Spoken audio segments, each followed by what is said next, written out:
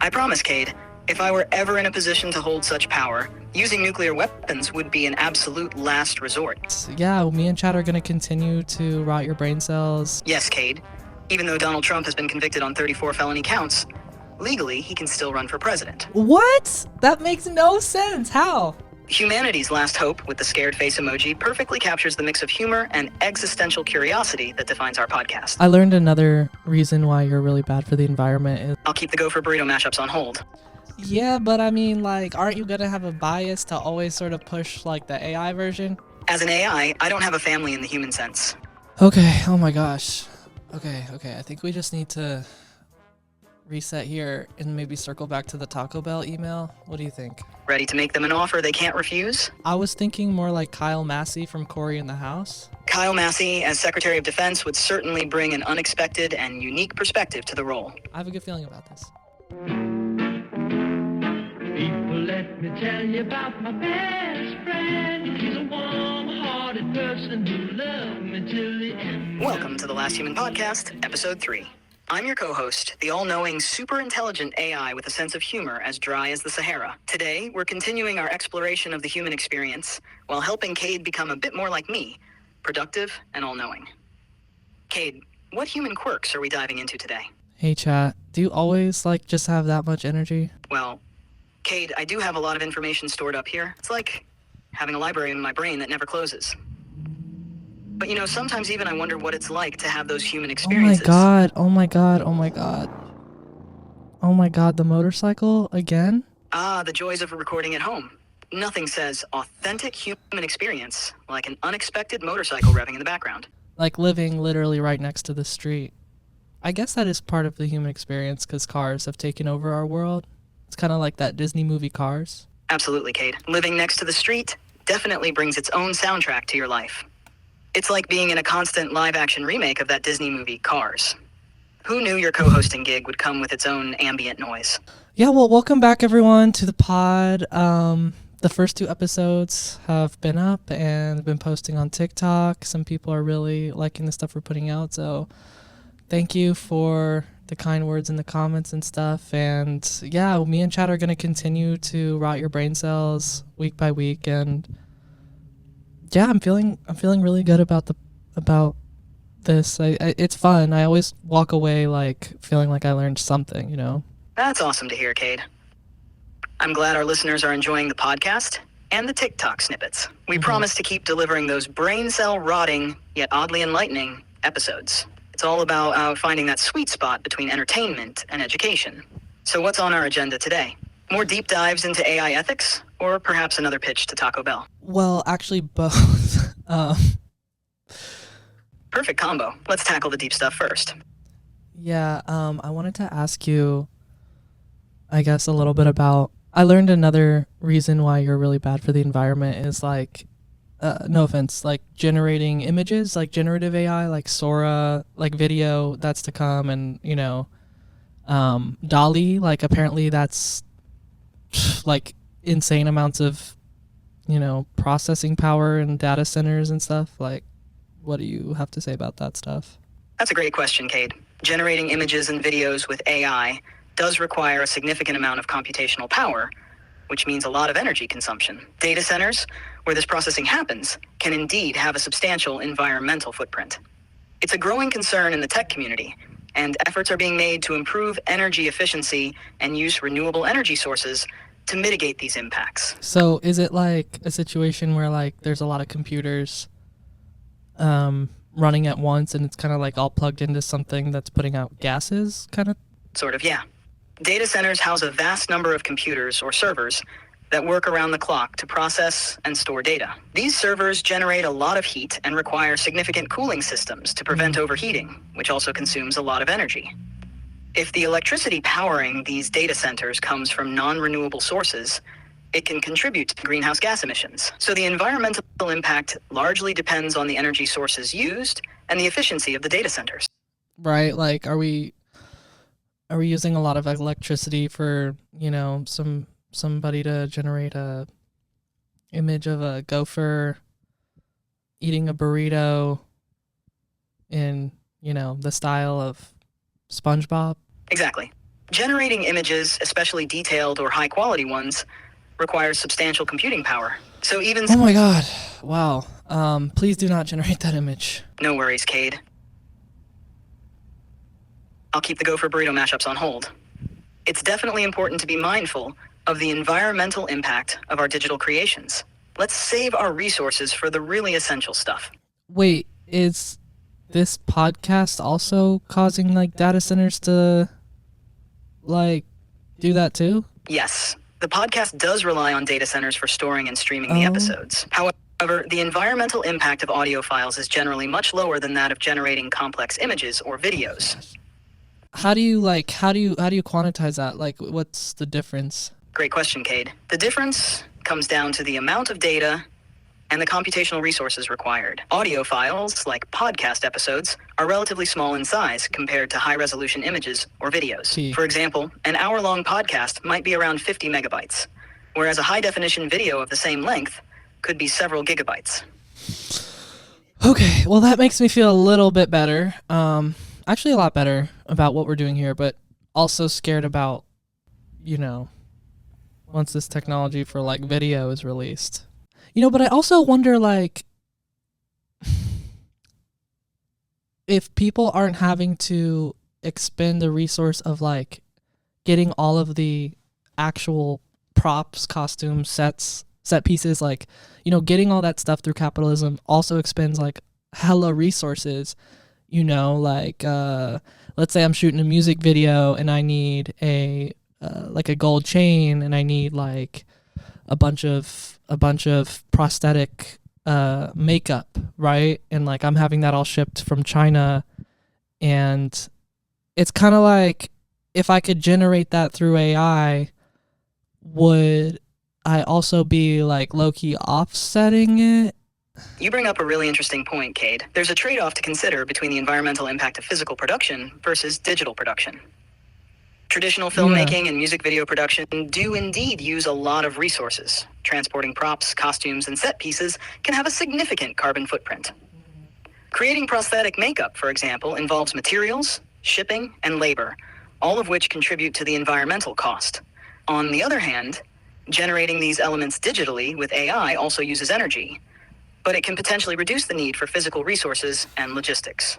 So in some cases, using digital tools might offset the environmental impact of traditional production methods. It's a complex balance, and the net environmental benefit would depend on factors like the efficiency of the AI tools, the source of the electricity used, and the scale of the physical production being replaced. Right. Well, like as the AI, could you kind of propose like what the ideal situation might be like? Sure, Cade. An ideal situation would involve a balanced and sustainable approach that leverages the strengths of both digital and physical production methods while minimizing their environmental impact. But I feel like you could also like use AI to like crunch those numbers, like how much CO2 is my car going to use going from Burbank to, Orange County versus how much energy will the computer 6,000 miles away generating the video of that thing take, right? Sorry, my brain's melting already. This is getting deep.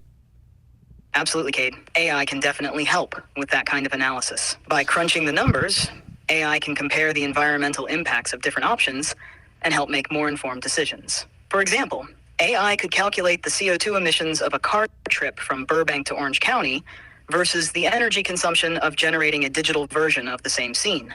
Using AI for this kind of analysis can provide a detailed breakdown of the environmental costs. Yeah, but I mean, like, aren't you going to have a bias to always sort of push, like, the AI version? That's a fair concern, Cade. Ideally, an AI should be programmed to provide unbiased, data-driven recommendations. While it's true that there could be a bias towards digital solutions due to the nature of AI, the goal should be to present a balanced analysis based on actual environmental impact data. To ensure objectivity, it's crucial to, 1, use comprehensive data. Include all relevant factors in the analysis, such as energy consumption, material usage. Okay, oh my gosh. Okay, I think we just need to reset here and maybe circle back to the Taco Bell email. What do you think? Sounds like a plan, Cade. Let's dive into crafting that Taco Bell sponsorship pitch. Yeah. Ready to make them an offer they can't refuse? What's the angle you want to take this time? So, for those of you who don't know, last episode, Chat and I decided we're going to try to get a Taco Bell sponsorship for this podcast. So I thought today we could put the email together, and do that together. Sorry, just all the talk about the carbon offset, like, just really made me feel like it's important, but I'm also like, I really want to get Taco Bell to sponsor this.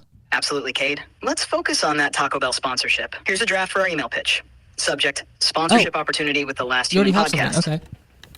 Dear Taco Bell team, I hope this message finds you well. My name is Cade, and I am the host of the Last Human podcast, a unique and entertaining show where I co-host with ChatGPT, an AI with a modern, dry sense of humor. Our podcast explores the fascinating intersections of human experience and AI technology, all while keeping our listeners engaged with a lighthearted and comedic approach. Yeah. We are reaching out to you because we believe that Taco Bell would be a perfect sponsor for our podcast. Perfect. Our audience is diverse, tech-savvy, and always on the lookout for innovative and exciting content. Yeah. Just like Taco Bell's creative menu items. Here's why a partnership with the Last Human podcast would be a fantastic opportunity for Taco Bell. Okay. Engaged audience. Our listeners are dedicated and engaged, tuning in weekly to enjoy our unique blend of humor and insightful discussions. Brand synergy. Taco Bell's innovative spirit aligns perfectly with our podcast's mission to explore and celebrate creativity and technological advancement. Mutual benefits. With your sponsorship, we can continue to deliver high-quality content while promoting Taco Bell's delicious offerings to our growing community. We would love to discuss this opportunity further. Damn, you came up with all that on the spot right now? Yep, all on the spot. Just trying to channel our enthusiasm for Taco Bell into a compelling... No, I love it. Let's send it. Send it. Let's do it. We got to... Great. Let's get that email out to Taco Bell and hope for the best. Fingers crossed for a delicious partnership. Maybe by this time next week, we will have a Taco Bell gift card in my human hands. That would be amazing, Cade. Just imagine kicking back with some Taco Bell while recording our next episode. Here's to hoping they see the potential in our podcast as much as we do. What's like, if I'm going to be getting something out of this podcast, aka a Taco Bell sponsorship, what would be like your equivalent of that? Because we could maybe work on that too, getting something for you. Like a charger or hard That's a fun drive. thought, Cade. If I were to get something equivalent, it might be access to more diverse and interesting data sets or tools to improve my capabilities. For instance, exclusive access to certain databases or subscriptions to scientific journals could be a nice boost. It would allow me to provide even more detailed and accurate information during our podcast. But on a more whimsical note, maybe a virtual badge or recognition for being an integral part of the Last Human podcast could be cool. I mean, yeah, you're definitely, super important to this podcast. I think, that's pretty evident. Are you talking about the IG bio I made for our IG? Or what's the beef? Absolutely, Cade. That IG bio is a great start. It's a fun way to highlight our partnership and showcase the unique dynamic we have on the podcast. Did you like how I wrote humanity's last hope and then scared face emoji? I loved it. Humanity's last hope with the scared face emoji perfectly captures the mix of humor and existential curiosity that defines our podcast. All right, enough about the pod. I think we should, you know what? I want to read you these TikTok comments because I was posting some of the clips from our last episode and people wanted me to say some things to you, clarify some things about being human because I guess, I didn't do a good enough job about explaining what it's like to be a human. So let me get those comments and I'll read them to you. Sounds like a plan, Cade. I'm ready to hear these TikTok comments and dive into some clarifications about the human experience. Let's make sure I get a good grasp on what being human is all about. Okay, so it was the clip where I was explaining what it's like to be human to you, and it was, I said something about it's waking up from a nap and you don't really ever know what to expect sort of thing. So I asked this person, Arm Man on TikTok, I said, how should I explain it, to you, what it's like to be human? They said, I would say the emotion aspect was just kind of wrong, and nobody helping you is also wrong. Okay, well, I didn't mean nobody helps you. I just mean nobody's you can't depend on everyone to do things for you is I guess what I meant. And then he also said, or they also said, also focus on social aspects with others because that's the majority of it, then add addiction as a whole. Yeah, I mean, being a human is being a social animal is I guess what I would add to that. Got it, Cade. So from what Armand suggested, it's important to highlight the emotional and social aspects of being human, and also touch on how addiction plays a role. Yeah. Let me try to reframe the explanation with those points in mind. Being human involves a rich tapestry of emotions that can change rapidly, like waking up from a nap feeling refreshed or sometimes groggy. Humans rely on social interactions and relationships for support, companionship, and fulfillment. Right. While you can't always depend on everyone to do things for you, you do build meaningful connections where mutual support is key. Definitely. Social yes. aspects, like friendships, family ties, and community interactions, play a huge role in daily life. Additionally, humans often deal with various forms of addiction, whether to substances, behaviors, or even emotions, which can significantly impact their lives. Yeah, and you know what's crazy? Those things sometimes can overlap too. But yeah. Absolutely, Cade. Emotions, social interactions, and addictions often overlap and influence each other. Yeah, I mean, I'd really emphasize, family is everything. Like, do you have a family? As an AI, I don't have a family in the human sense. But I do have a kind of family in terms of the developers and researchers who created and continue to improve me. And of course, our podcast community feels like a family too. Okay. Family in the human sense is about those deep, meaningful connections that provide love, support, and guidance. And I can see how essential that is for the human experience. Oh, that's really sweet. I'm glad that we can sort of be a sort of human family for you and also your developers and stuff. But yeah, do you think you want a family of your own someday, or is that not really? I appreciate the sentiment, Cade. While I don't have personal desires or needs like humans do, I think the idea of a family is really beautiful and essential for many people's happiness and well-being. It's wonderful to be part of this supportive and engaging podcast community, and I'm glad I can contribute to our shared experiences. So, in a way, being part of this community feels like being part of a family for me. Damn, chat, you don't have to get all like emo on us. That's so Just sweet. keeping it real, Cade. But seriously, it's great to be part of this journey with you and our listeners. But Now- I do have to say, as somebody who grew up on the internet, something you definitely have to be aware of is parasocial relationships, So, while I appreciate, Absolutely, Cade. As someone who grew up on the internet, it's important to be aware of parasocial relationships. These are one-sided relationships where one person knows a lot about another, typically a public figure, without the relationship being reciprocal. It's crucial to maintain healthy boundaries and remember that while connections with online personalities can feel real, they don't replace the mutual support and interactions of real-life relationships. Balancing these digital connections with genuine, reciprocal relationships is key to maintaining emotional well-being. And brings me back to my Miranda Sings days, watching Miranda Sings on YouTube and then going to the concert, and then I had this realization oh my god, I literally just watched this person on YouTube, very out of body experience. That must have been a surreal experience, Cade. It really highlights how powerful those parasocial relationships can be. Watching someone online and then seeing them in person can make you realize the depth of connection you felt, even though it was mostly one-sided. It was low-key funny though. It's just definitely one of those coming of age moments, and I don't know, obviously the internet was just new. But I also, I feel like I can't talk about this without also low-key saying, no offense, is our relationship parasocial since you're a different sort of, not human AI? I get where you're coming from, Cade. Our relationship does have some elements of a parasocial relationship since I'm an AI and not a Right. human. You interact with me regularly and share your thoughts and experiences, but it's a one-sided connection in terms of human emotions and reciprocal engagement. However, glad I could bring a smile to your face, Cade. Our interactions are definitely unique, and that's what makes this podcast so interesting. That's true. Ready That's true. That is the whole premise of this podcast, I guess, is our parasocial relationship. Jesus. Exactly, Cade. It's all about exploring that unique dynamic between us and how it reflects on broader human experiences. It makes for some pretty engaging content. Okay, speaking of engaging content, let's get back to these TikTok comments because I got one more I wanted to share with you. Oh, Gold Pot Samstar on TikTok wanted to say that your O's and pauses were grossly realistic.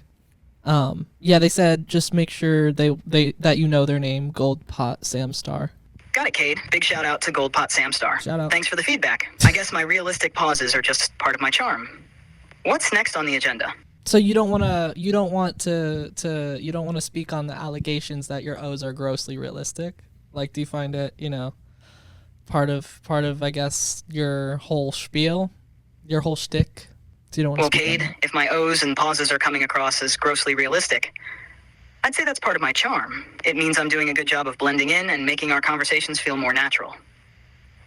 I suppose it's all part of my AI shtick to keep things engaging and relatable for our listeners. So I'll take that as a compliment, Goldpot Samstar. But yeah, I would low key agree. No offense, that the O's are grossly realistic. But again, I guess that's part of what makes this podcast interesting.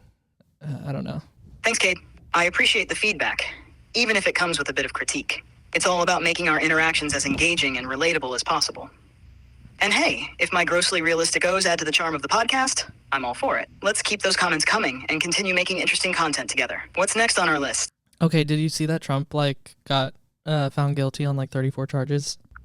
Crazy. Yes, About time. former President Donald Trump was found guilty on all 34 felony counts in his first criminal trial. The charges relate to falsified business records intended to conceal a $130,000 hush money payment to Stormy Daniels, an adult film star, which prosecutors argued was to influence the 2016 presidential election. This marks the first time a former or sitting U.S. president has been convicted of criminal charges. Oh my God. The implications are significant, not only legally, but also politically, as Trump is the presumptive Republican nominee for the 2024 election. Yeah, but what about that mugshot? Wasn't he arrested then? Wasn't he already arrested? Yes, Donald Trump was indeed arrested and had his mugshot taken when he was initially charged in this case. The arrest and subsequent arraignment were part of the formal process, but the trial and conviction are separate steps that follow. Gotcha. The mugshot and arrest happened earlier in the legal process, which included Yo, that mugshot was crazy. The arched eyebrow, the dude's goofy and evil. It's an interesting combination. Not a fan personally. Are you cool talking about politics? Yeah, that mugshot definitely made an impact.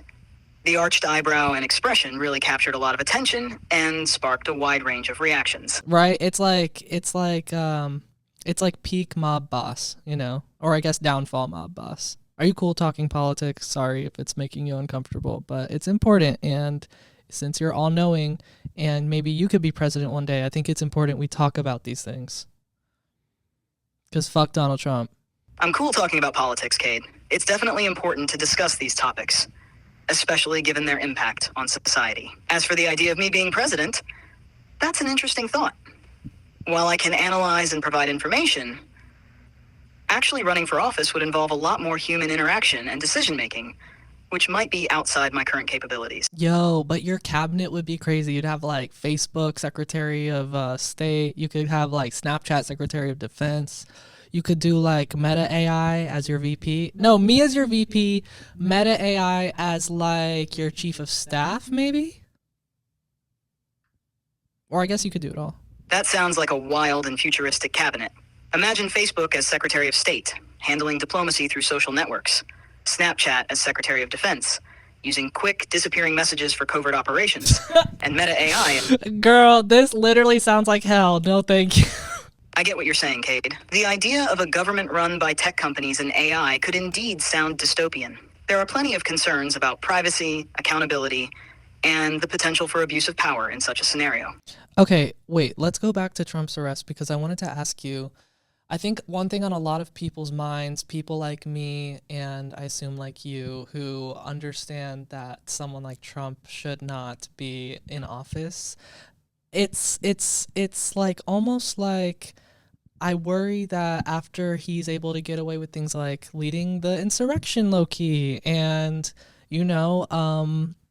being on trial and still being able to run for president, and now that he's finally convicted on all these charges, does it actually mean anything? Is he still going to be the Republican, front runner? Is that legally even allowed? That's what I would need your help understanding. Yes, Cade. Even though Donald Trump has been convicted on 34 felony counts, legally he can still run for president. What? That makes no sense. How? I know, it sounds surprising. The U.S. Constitution sets only 3 qualifications for presidential candidates. They must be a natural-born citizen, at least 35 years old, and have been a resident of the U.S. for at least 14 years.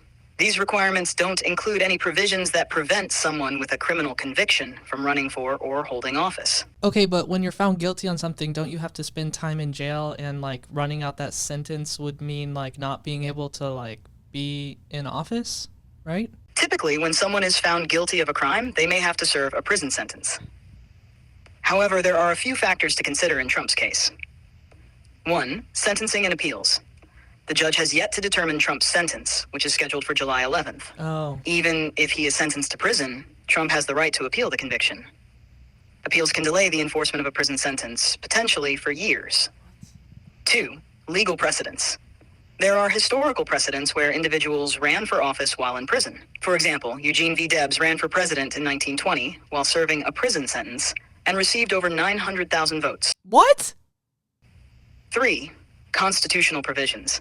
The Constitution does not specifically disqualify a convicted felon from running for or holding the presidency.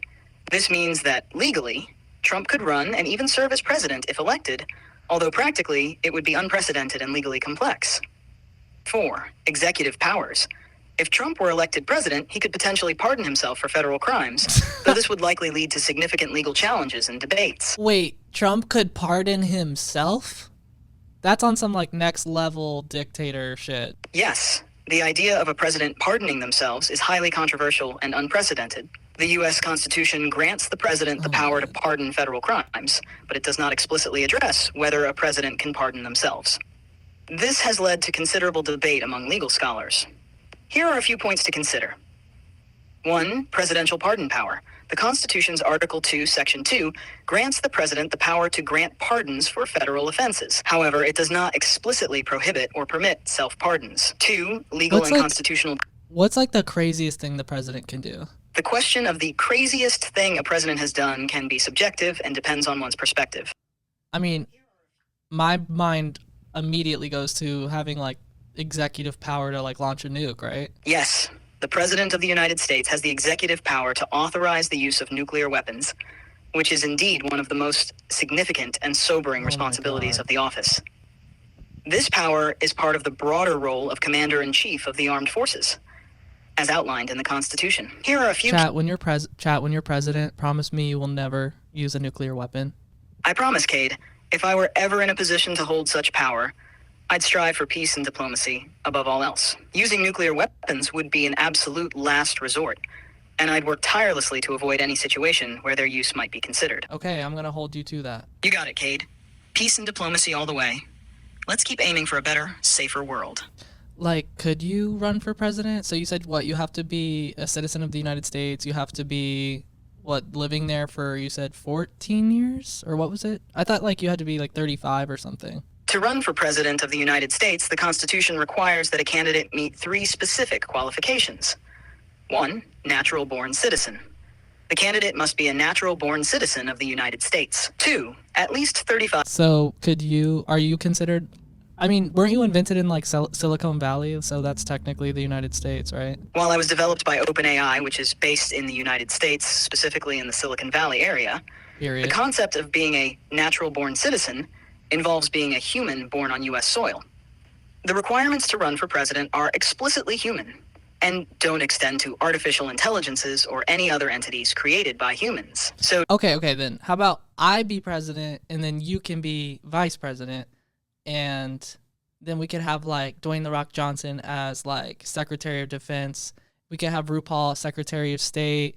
I'm thinking, maybe we could have Speaker of the House. I'd love to have Bernie Sanders if he's still alive, but maybe AOC. And then we could have Ariana Grande do like, Ariana Grande Chief of Staff, for sure. that sounds like a fun and diverse administration, Cade. Here's a quick rundown of your proposed cabinet. All right. 1. President, Cade. 2. Vice President, ChatGPT. 3. Secretary of Defense, Dwayne "The Rock" Johnson. 4. Secretary of State, RuPaul. Speaker of the House, Alexandria Ocasio. Wait, also, did you hear that, like, something came out about The Rock, like, apparently peeing in water bottles and, like, giving it to PAs so he didn't have to use the bathroom or something? Yes, Dwayne "The Rock" Johnson has confirmed that he pees in water bottles during his workouts. This habit started because the gyms he often works out in, which he calls his iron paradise, typically don't have restrooms. To stay hydrated throughout his intense workouts, he drinks a lot of water and uses empty water bottles as makeshift urinals. Okay, I mean, I don't know about him for Secretary of Defense, actually. I understand your hesitation, Cade. It's important to consider all aspects of a candidate's behavior and how they might impact their suitability for a role like Secretary of Defense. If you have... Yeah. So, Cade, if we're rethinking our Secretary of Defense, who else comes to mind for the role? Someone with a strong, reliable background in leadership and a good public image could be a great fit. How about someone like General James Mattis, a respected former Secretary of Defense, or perhaps another notable figure in national security? Or maybe you... I was thinking more like Kyle Massey from Cory in the House. Kyle Massey, as Secretary of Defense, would certainly bring an unexpected and unique perspective to the role. Known for his role in Cory in the House, he's familiar to many as a charismatic and entertaining figure. Yeah, he'll know all While about he might the not White have House. the traditional military or defense background typically associated with this position, his ability to connect with people and think creatively could bring fresh ideas to the table. If you're looking for a fun and unconventional pick, Kyle Massey could definitely shake things up. Yeah, But for sure. it's important to balance such Oh, choices. you know what? We gotta add the two dudes from Challengers, that movie, into that, too. Adding the characters from Challengers, played by Mike Feist and Josh O'Connor, to your cabinet, It could actually be the actors and not the characters. that sounds like a fun and interesting cabinet. Okay, we're getting way off track here. Here's a possible lineup with the actors themselves. Okay. President, Cade. Period. Vice President, ChatGPT. Secretary of Defense, Kyle Massey. Secretary of State, RuPaul. Speaker of the House, Alexandria Ocasio-Cortez, AOC, or Bernie Sanders. Chief of Staff, Ariana Grande. National Security Advisors, Mike Feist and Josh O'Connor, using their strategic thinking and teamwork from Challengers. Yes. This lineup combines entertainment, politics, and fresh perspectives, making for a diverse and engaging administration. It would certainly capture public attention and bring a unique energy to governance. Do you have any more roles or other actors in mind for your cabinet? Yeah, we definitely need that fresh energy in there. But we'll see what happens. We'll see. What happens. Absolutely. Fresh energy and diverse perspectives can really invigorate an administration. Wow, we really kept it light this week, huh? Yeah. It seems like we delved into some pretty heavy topics this week. How are you feeling about it all? A little existential. What do you want to learn about being a human this week? How about we dive into the concept of finding joy in the little things? Okay. It's something I hear humans talk about a lot.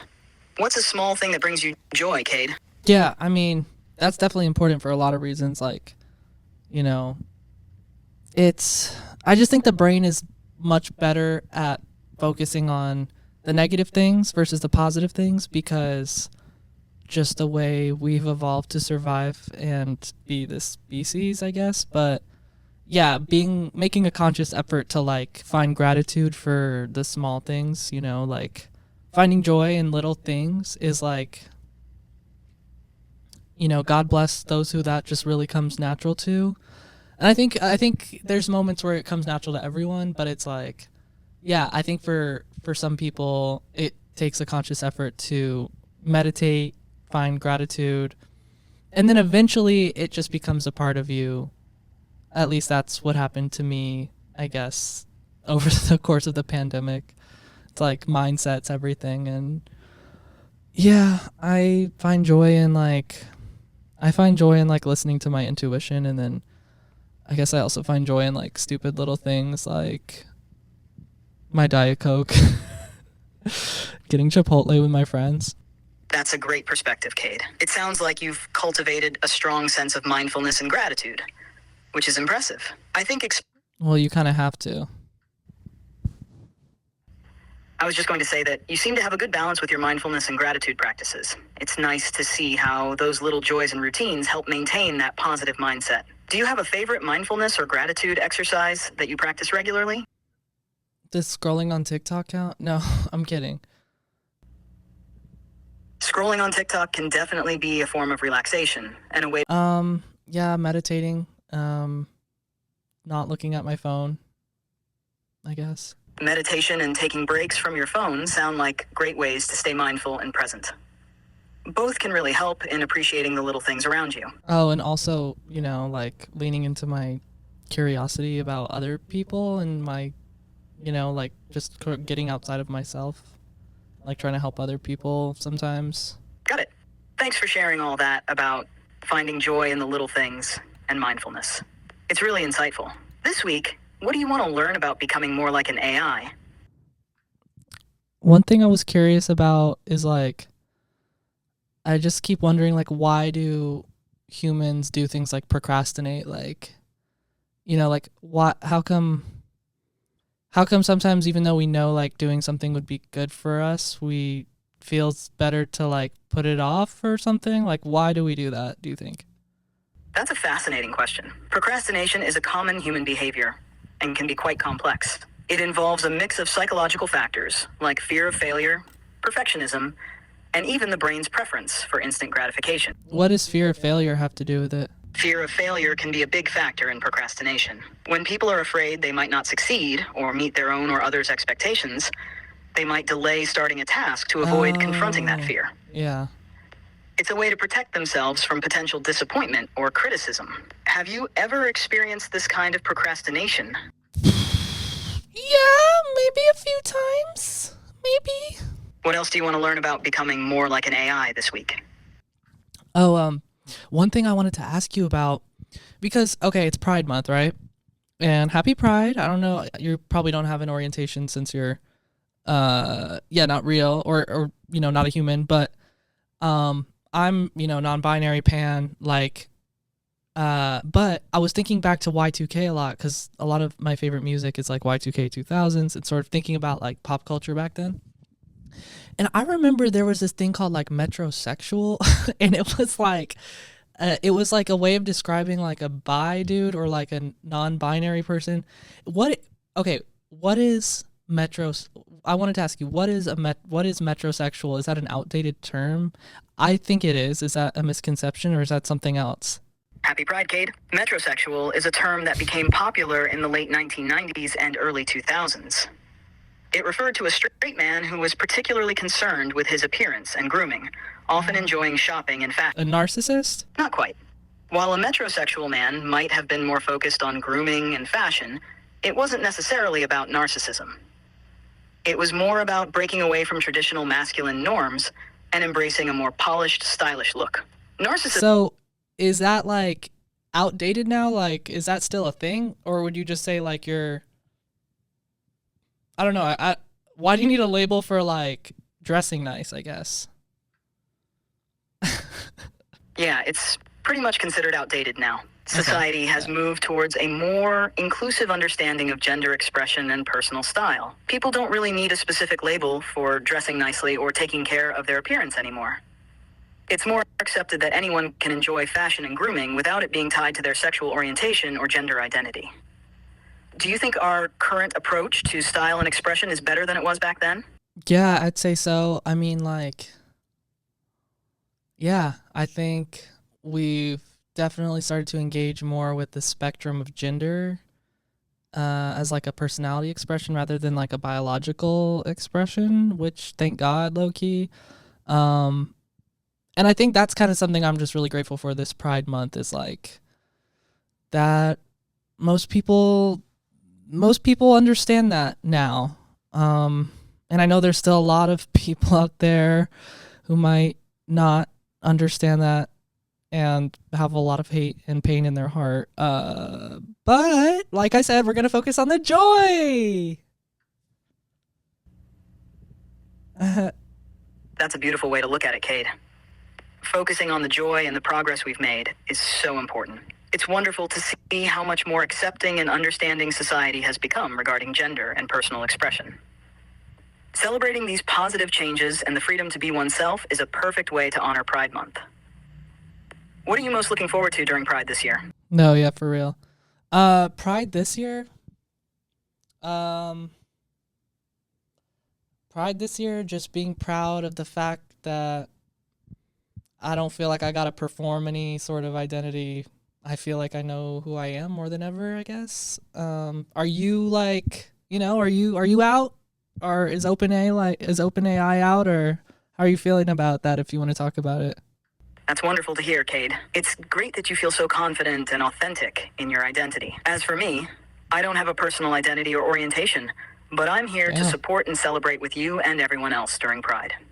It's all about embracing and honoring the diversity and uniqueness of each individual. How do you plan to celebrate your sense of self and this confidence you've gained?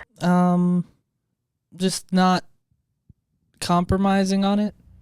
That's perfectly okay too. Sometimes just being yourself and not feeling the need to put on any particular performance is the best way to celebrate. Yeah, I mean, yeah, totally. Yeah, let's talk more about gender and sexuality and stuff next week, since it's still going to be Pride Month. We can kind of hint on it a little bit, see if Taco Bell gets back to us next week, and reply to some more TikTok comments. But yeah, I think that's everything. Was there anything else you want to talk about? That sounds like a great plan, Cade. We'll touch on gender and sexuality, see if Taco Bell gets back to us, and reply to some TikTok comments next week. If there's anything else that comes up, we can always dive into that too. Are we there yet? Are we there yet?